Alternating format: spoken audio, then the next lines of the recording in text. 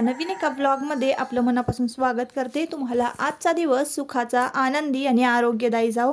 तुम्ही जी काही स्वप्न पाहिली असतील ती सगळी स्वप्न तुमची पूर्ण होत। त्याचबरोबर शुभ सकाळ सर्वांना। पहाटेची वेळ आहे आणि आत्ता वाजलेले आहेत सकाळचे 4:45।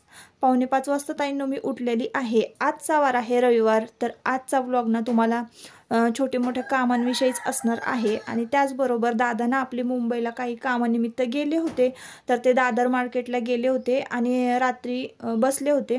तर बसला प्रवासाला तर ते इथं पोचलेले आहेत सकाळी आत्ता पहाटे 5:30 वाजता।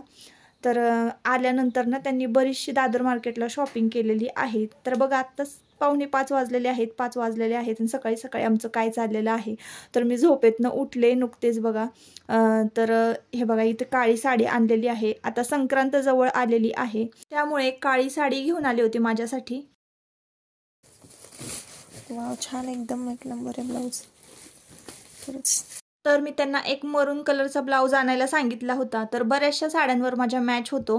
तर हा ब्लाउजची मी प्राइस पण तुम्हाला सांगते, महाग बसलेला आहे पण तरी पण आहे ना वन टाइम इन्व्हेस्टमेंट बऱ्याचशा साड्यांवर हा ब्लाउज जातो आणि क्वालिटी आणि म्हणजे कापड वगैरे एकदम एक नंबर आहे ताईंनो। तर हे बघा त्यांना म्हटलं होतं मी तर गाऊन वगैरे काय घेऊन येऊ नका, मी जास्त काही गाऊन घालत नाही। तुम्ही जसं ब्लॉग बघत असाल ना तुम्हाला माहिती असेल, जास्त काही जर काम असेल तरच मी गाऊन घालते, नाहीतर मग माझी रोजची जी रुटीन म्हणजे कामं असतात ना त्याच्यामध्ये मी साडी किंवा ड्रेसच घालत असते। पण तरी पण मला ते गाऊन घेऊन आलेले होते। त्याचबरोबर बघा इकडं आईंसाठी म्हणजे सासूबाईंसाठी 2 गाऊन आणलेले होते आणि 2 साड्या आणलेल्या होत्या। एक ननंदबाईंसाठी आणली होती आणि एक सासूबाईंसाठी आणलेली होती। त्या साड्या मी तुम्हाला पुढच्या व्लॉगमध्ये दाखवेन। तर इथं बघा हे गाऊन त्यांचे दाखवते, ते पण त्यांनी खोलून दाखवले नाहीत, पुढच्या व्लॉगमध्ये मी दाखवते। फक्त माझ्यासाठी जे काही त्यांनी आणलेलं होतं, जसं की एक छोटासा म्हणजे ड्रेस आणलेला होता, असा फ्रॉक टाईप टॉप आहे, तर तो आणलेला होता। तर हे सगळं सविस्तर मी एका व्लॉगमध्ये दाखवते। तर बघा आता अशा नाजूक मंगळसूत्रांची फॅशन निघालेली आहे। तर हे मंगळसूत्रसुद्धा घेऊन आलेले आहे। तुम्ही प्राईस बघत असाल पण ते कमी करून दिलेले आहेत। ज्या म्हणजे जी प्राईस तुम्हाला दाखवते दिसते त्यावर, तर त्या प्राईसमध्ये आपल्याला मिळालेले नाही आहेत हे मंगळसूत्र। आणि इकडं बघा सूत बघते मी साडीचं, तर ही साडीसुद्धा एकदम एक नंबर आहे। वरच्यावर आपलं दाखवायचं, लगेच आल्या आल्या त्यांनी ना लगेच काढलं पटपट पटपट। तर त्यांचं कसं आहे ना, ते खूप हौशी आहेत अशा सगळ्या गोष्टी घेण्यासाठी किंवा माझ्यासाठी बघा हे सुद्धा मंगळसूत्र ते घेऊन आलेले आहेत। म्हणजे त्यांनी ना 2-3 मंगळसूत्र, 2-3 कानातल्याचे जोड आणि एक मंगळसूत्र, 2 मंगळसूत्र ब्रेसलेट आणलेले आहेत। तर त्यांना माहिती आहे मला कसं आवडतं, माझी कशी चॉईस आहे, तर त्याचप्रमाणे बघा ते घेऊन आलेले आहेत। त्यांना शॉपिंगमधलं बरंच कळतं ताईंनो, कापड ज्वेलरीमधलं पण खूप सारं कळतं त्यांना। पहिल्यापासूनच लग्न झाल्यापासूनच त्यांना आहे ना सगळ्या गोष्टींची हौस आहे आणि ह्या सगळ्या गोष्टींना ते नेहमी खरेदी करत असतात। तर बघा हे हार्ट शेपचे कानातले मला पाहिजे होते, मी खूप दिवस शोधत होती, तर मला फायनली मिळालेले आहेत। आणि हे बघा हे ट्रायंगल शेपचे, म्हणजे जसे मंगळसूत्रांवर सूट होतील ना तसे हे कानातले।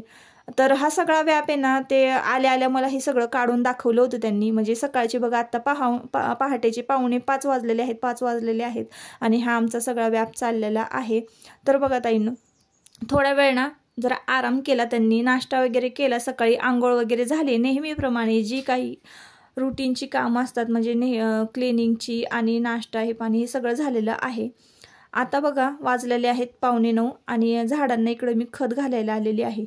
सकाळी सकाळी काय होतं, ज्या वेळेला रविवार असेल शनिवार असेल ना, तर आठवड्यातनं एकदा झाडांना खत घालून तुरटीच्या पाण्याने छान स्प्रे केलं ना की झाडं पण सगळी हिरवीगार राहतात। तुम्ही लावलेल्या रोपांना जर बुरशी येत असेल किंवा पांढरा मवा पडत असेल, अशी बुरशी येते पांढरी बघा झाडांना आणि त्यामुळं ना झाडं आपली मरून जातात, तर त्याच्यासाठी ना तुरटीच्या पाण्यात म्हणजे तुरटीचा पाण्याचा स्प्रे हा उत्तम उपाय आहे। तुम्ही कधीतरी करून बघा।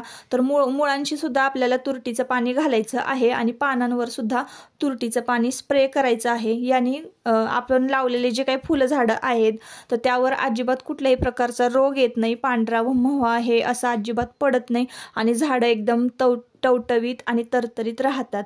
तर तुमच्या झाडांना जे सूट होत असेल ते खत तुम्ही अधूनमधून घाला। खरं तर एक दिवस निवडा यासाठी मी रविवार निवडलेला आहे. रविवारी नाश्त्याची आणि स्वयंपाकाची घाई गडबड नसते, मुलांना शाळेत जाण्याची घाई गडबड नसते. रविवारी सकाळी सकाळी उठल्यानंतर मी झाडांना पाणी घालते. मात्र काय करायचं आहे की आपलं जे काही रुटीन आहे, आपण सकाळी लवकर पहाटे उठतो त्याच टायमिंगला आपल्याला उठायचं आहे. रविवार आहे म्हणून उशिरा उठायचं असं नाही करायचं. एकच दिवस हा असतो आपल्याला मोकळा मिळतो, तर त्या वेळामध्ये ना आपण आठवडाभर जी काही कामं करू शकत नाही, म्हणजे जसं की झाडांची काळजी घेऊ शकत नाही, आठवडाभर आपण ही कामं करू शकत नाही, खतं घालू शकत नाही. झाडांना पाणी मात्र देऊ शकतो, पण खतं घालून व्यवस्थित स्प्रे औषध फवारणी करू शकत नाही ना. तर मग एक दिवस असा निवडायचा. तर मी रविवार निवडलेला आहे आणि रविवारी मी खूप सारी कामं करते. जसं की एका ताईंनी कमेंट केली होती की तुम्ही आठवडाभराची पूर्वतयारी कशी करता, मला नक्की सांगा व्हिडिओमधून. तर खरं तर आहे ना, मी तो व्हिडिओ शूट करणारच आहे लवकर, पण त्याआधी तोंडी सांगते मी की आठवडाभर मी काय काय करते. तर आठवडाभराचं जी काही पूर्वतयारी आहे ना, तर बघा आठवडाभरानंतर क्लिनिंगचं जे काही काम असतं ना आपलं, जसं की पडदे वगैरे क्लीन करणं. आपण पडदे तर काय आठवड्याला क्लीन करत नाही, महिन्यातनं एकदा करतो. पण जसं की आता पायपुसणे आहे, पायपुसणे आपण आठवड्याला क्लीन केले पाहिजेत.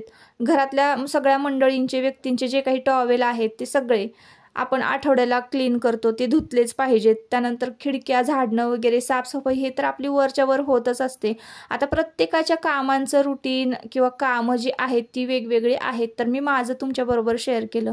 आठवडाभर मी हे सगळं करत असते. म्हणजे आठवड्याचे जे 7 वार आहेत, सोमवार ते शनिवार, मला ह्या कुठल्याच कामांचं टेन्शन नसतं. म्हणजे झाडांचंही टेन्शन नसतं आणि पायपुसणे टॉवेल वगैरे क्लीन झालेले असतात. त्यानंतर परत घरामध्ये जी काही किचनचे जे टॉवेल आहेत ते सुद्धा मी क्लीन करून ठेवते.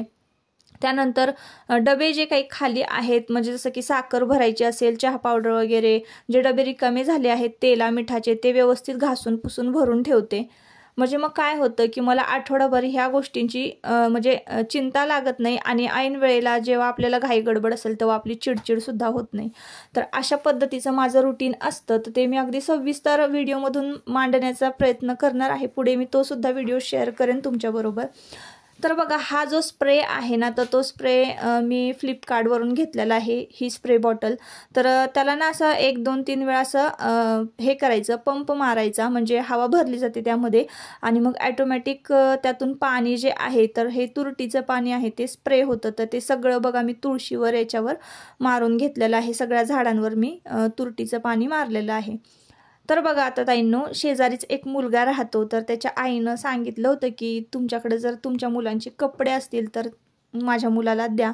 ज्यांची परिस्थिती नाही आहे कपडे घेण्याची, आणि आपण काय करतो एकदा दोनदाच कपडे घालतो. आता माझ्या मुलांचं तर सांगते, एकदा दोनदाच जर कपडे घातले ना की त्यांची हाईट वाढते आणि त्यांना मग ते कपडे होत नाहीत. अगदी जुनेही नाहीत, पण म्हणजे अगदी नवीनच आहेत. तर असे जे कपडे आहेत ना, तर आपल्या आजूबाजूला जे काही गरजवंत गरजू व्यक्ती आहेत त्यांना आपण हे कपडे जर दिले ना, तर आपल्या घरामध्ये सुद्धा थोडाफार पसारा कमी होतो.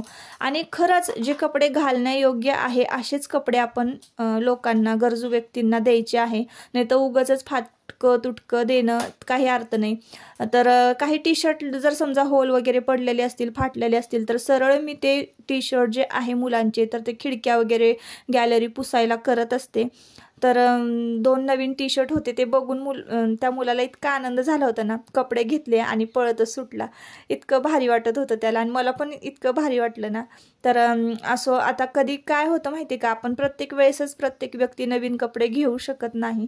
तर सकाळी सकाळी रविवार होता ना, तर सुट्टी होती, आज तो मुलगा ना आलेला होता. असो ताईंनो, तर खाली आलेले आहे जिन्यामध्ये. मला एक्स्ट्राचं काही ना काहीतरी काम असतंच ताईंनो, रोज असतं. तर बघा आता आपलं मार्गशीर्ष महिन्यातील शेवटचा गुरुवार जो आहे, 4था गुरुवार, तो जवळ आलेला आहे आणि उद्यापन करण्याची वेळ झालेली आहे. तर अशा वेळेला आपण बायकांना हळदी कुंकाला बोलवतो. जिना तर मी लोट झाड करतेच, पण आहे ना, जिना धुवून घेण्याची जास्त गरज आहे. आता 4 बायका येणार आपल्या घरामध्ये आणि जितकं स्वच्छ आणि प्रसन्न वाटेल ना, तर तितकं चांगलं असतं बघा. त्याच्यामुळं ना मी आता जिना धुवायचं ठरवलेलं आहे. आता एखादा मंगळवार आणि बुधवार किंवा मंगळवारी जसा वेळ मिळेल तसं मी जिना धुवून घेणार आहे. सोमवारी तर आमच्याकडे बाजार असतो आणि सोमवारी मी कुठलीच व्हिडिओ शूटिंग करणार नाही आहे. जे काही कामं आहेत माझी ते आटपून घेणार आहे मी. जसं की बघा, ही सगळी घरातली कामं असतातच, पण ब्लाऊज वगैरे सुद्धा शिवायचे असतात माझं ना, तर त्यासाठी मला वेळ मिळत नाही. पेल्यात कॉफी पितोय आणि थँक्यू पण तुम्ही लई छान छान मंगळसूत्र आणले आणि छान छान ड्रेस आणले. काय म्हणले त्यामुळे कॉफी दिली का नाही तर काळाच्या रोज देतेस काय ग. बघा बघा मुद्दा असा व्हिडिओ चालू केला नाही मला कॉफी नाही घेते.